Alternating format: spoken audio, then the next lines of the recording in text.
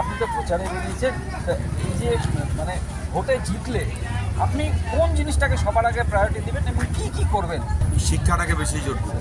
আচ্ছা, শিক্ষাটাকে বেশি জোর দিতে হবে। তারপর আমাদের অর্থনীতিকে জোর দিতে হবে। হ্যাঁ, যেটা আমার পরিকল্পনা, একটা বিশ্ববিদ্যালয়। সেকেন্ড পরিকল্পনা, শহরকে আমাদের কর্পোরেশনে আনতে হবে, যদি অর্থনীতিকে একটা ভালো করতে হয়। প্রচুর জলপাইগুড়ি ছেলে বেকারত্বের মধ্যে আসে, তাদের বেকারত্ব যদি করতে হয়, সেটা যদি কর্মসংস্থানে আনতে হয়, কর্পোরেশন যদি করি, প্রচুর বাইরের লোক এখানে আসবে, যেহেতু হাইকোর্ট এখানে, মেডিকেল কলেজ এখানে। এখন যদি আমরা এই জায়গাটায় কর্পোরেশন করি, আরও কয়েকটা অঞ্চলকে নিয়ে যদি আমরা এটাকে বাড়াই, তাহলে আমাদের আয়ের উৎসটা বেড়ে যাবে, ব্যবসায়ী অনেক আসবে এবং এখানে কর্মসংস্থান অনেক হবে এবং অনেক ছেলেমেয়ে ব্যবসা করতে হবে। দাদা আমাদের জেলার তো অনেক দূর লম্বা, মানে প্রায় 50-60 কিলোমিটারের বেশি।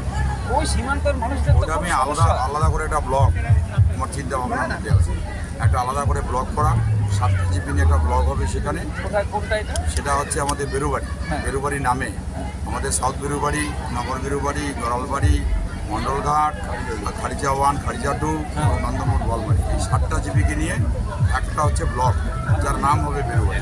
আচ্ছা, এটা হলে পরে ওখানকার কি উপকারটা? যে উপকারটা আসবে, 60 কিলোমিটার দূর থেকে বাচ্চাগুলো একটা শরীর জন্য আসে, সভাপতির কাছে, সেটা অন্তত ওদের ভোগান্তি কমছে।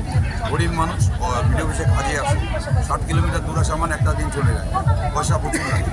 এটা হয়ে গেলে তখন দেখবেন অটোমেটিক কিন্তু ওদের যেমন টাইম বাঁচবে, অর্থনৈতিক দিক থেকে সুবিধা হবে, কাজ তাড়াতাড়ি করতে পারবে। এবং যদি ব্লকটা ছোট হয়, তাহলে কাজের ক্ষেত্রে দেখেন সেক্ষেত্রে লাভ হচ্ছে। কারণ কাজের ক্ষেত্রে হচ্ছে যখন ছোট হবে, যেটাতে দিদি বিশ্বাস, এই ছোটো ছোটো জেলা আর মহকুমা আলাদা করে করা, ছোটো ছোটো ব্লক করা, তাতে কী হবে, তাতে কাজের গতিটা আরও বেশি বাড়বে, নজরে বেশি পড়বে, কোন কোন কাজ আগে আমাদের করা দরকার, এটা আমাদের প্লাস পয়েন্ট। প্রচারে বেরিয়ে কৃষ্ণবাবু কিন্তু তিনি তুলে ধরছেন যে জলপাইগুড়ির যে সদর বিধানসভা আছে, এইটাকে কীভাবে আরও বেশি ডেভেলপ করা যায়। তার যেটা প্রতিশ্রুতি, তার মধ্যে রয়েছে যে জলপাইগুড়িকে কর্পোরেশনে উন্নীত করা এবং জলপাইগুড়ির যে সদর ব্লক আছে, সেই ব্লককে ভেঙে 2টো ব্লক করা, পাশাপাশি আয়ের উৎস বাড়ানো, বেকারদের কর্মসংস্থান ইত্যাদি বিভিন্ন বিষয়কে কিন্তু তিনি প্রায়োরিটির মধ্যে রাখছেন, এমনটাই কিন্তু জানালেন জলপাইগুড়ি সদর বিধানসভার তৃণমূল প্রার্থী কৃষ্ণ দাস। নীলেশ্বর সান্যাল, TV9 বাংলা, জলপাইগুড়ি।